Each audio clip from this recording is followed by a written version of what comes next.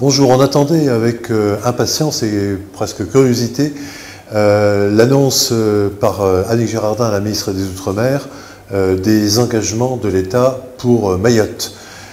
Très attendu puisque la crise dure depuis de très longues semaines, que les barrages ne sont pas tous levés, loin s'en faut, que l'économie est paralysée, que les problèmes d'insécurité ne sont pas résolus, et encore moins ceux qui sont liés à l'immigration, notamment et surtout en provenance des Comores.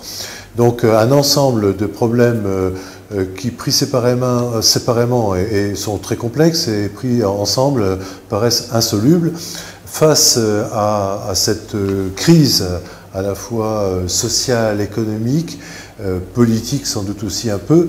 Eh bien, le gouvernement a adopté plusieurs stratégies. Après, on a beaucoup reproché, notamment à l'équipe gouvernementale, de réagir au bout de seulement 3 semaines de paralysie du pays.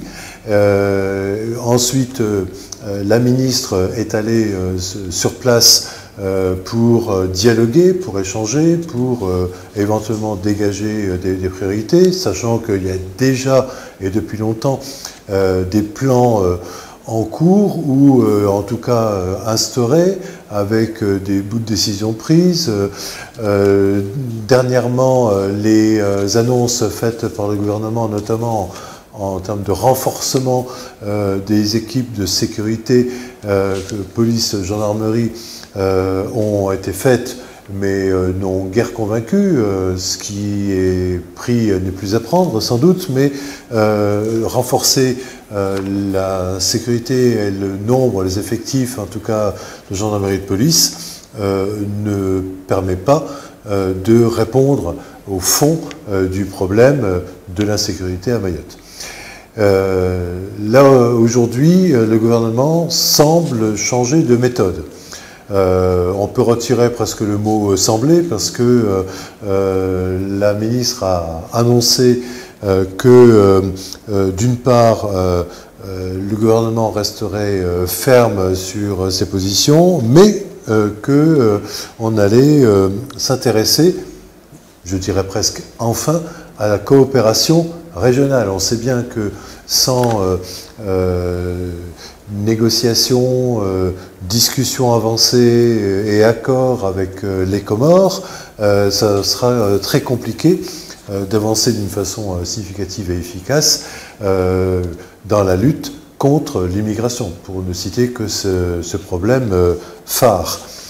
L'annonce du gouvernement est aussi importante au sens où Girardin annonce que notre ancien préfet de la Réunion, Dominique Serin, est nommé préfet de Mayotte.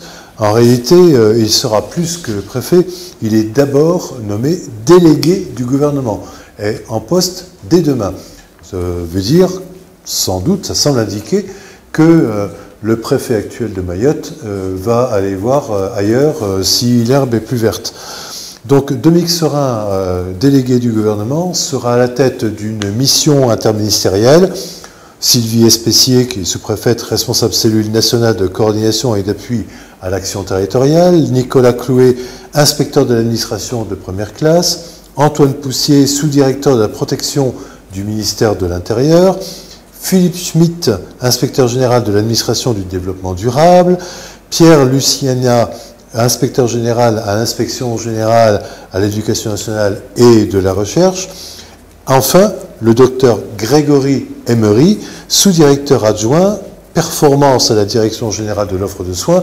On voit que les grands sujets mahorais sont pris en compte, la santé, notamment avec la problématique des accouchements, les problèmes d'immigration et de nationalité.